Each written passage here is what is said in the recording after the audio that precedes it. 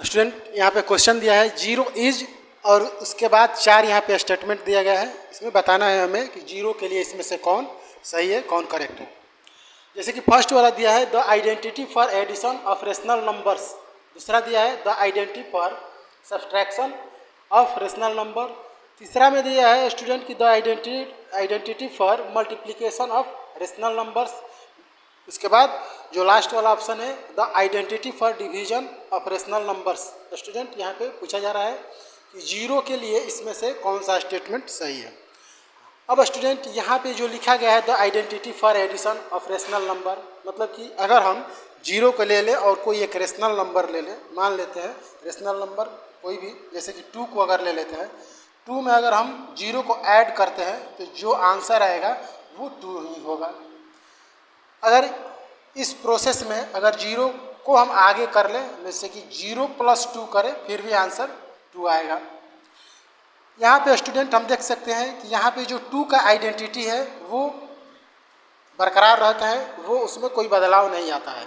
2 में 0 ऐड करने पर 2 ही आता है, या 0 में 2 को ऐड करने पर भी रिजल्ट जो है वो 2 आता है।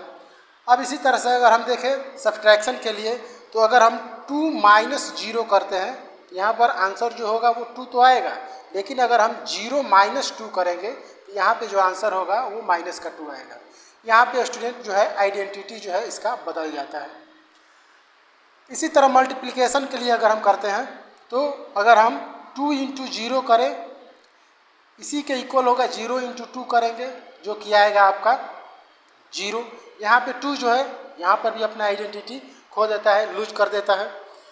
इसी तरह से अगर डिवीजन में हम देखें तो अगर हम 0 को 2 से डिवाइड करें फिर भी 0 आएगा, और 0 को डिवाइड करना तो वो डिफाइन ही नहीं है। यहाँ पे स्टूडेंट ये 4 ऑप्शन जो हमने लिए, यहाँ से हमने क्या समझा है कि अगर हम 0 में 2 को ऐड करें या 2 में 0 को ऐड करें, दोनों कंडीशन में जो है 2 का जो आइडेंटिटी है उसका जो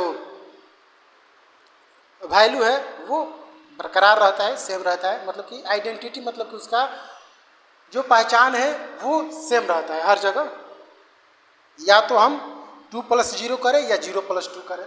इस तरह से हम कह सकते हैं कि जो फर्स्ट वाला ऑप्शन है ये 0 के लिए करेक्ट है कि the identity for addition of rational numbers, मतलब कि 0 को अगर हम 2 के साथ किसी भी तरह से ऐड करें आगे पीछे करके, 2 का जो आइडेंटिटी है वो बरकरार रहेगा, उसका पहचान वो वही रहेगा। इसीलिए जो 0 है इसको बोला जाता है एडिटिव आइडेंटिटी।